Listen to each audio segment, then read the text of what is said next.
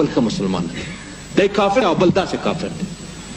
تاسې چې اوس دې جرګې ته راغلي یاست یو ته دا چې در باندې هلته خبر چې وایي صاحب دا ټول کافران سوي دي، نعوذ بالله.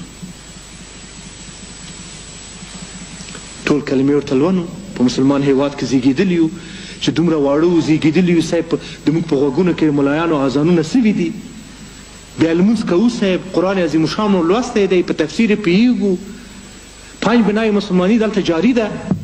زه ورته وایم چې دا ټول شیان چې شرع ظاهر ته ګوري دا اقرار باللسان دا خو موجود دی، دا تصدیق بالقلب خو ستا کار نه دی.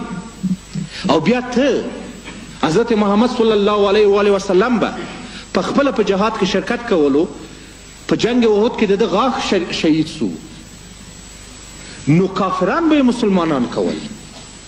موږ ورته یایو چې موږ مسلمانان یو، دوی چې نه تاسې کافران یاستئ، په زوره مسلمانانو نه کافران جوړوي. نو دا جهاد دی تروله. ښه مؤمن هغه څوک دی چې بیا په قرآن عظیم الشان کې وایي فاتقوا الله، چې د خدای څخه ویریږئ، واصلحوا ذات بینکم، او ټول ذات البیني مسایل په خپلو منځو کې د مصلحت او د سولې له لارې څخه حل فصل کوي. واطیعوا الله ورسوله ان کنتم مؤمنین، اطاعت وکړئ د خدای او د رسول که واقعا مؤمنین یاست.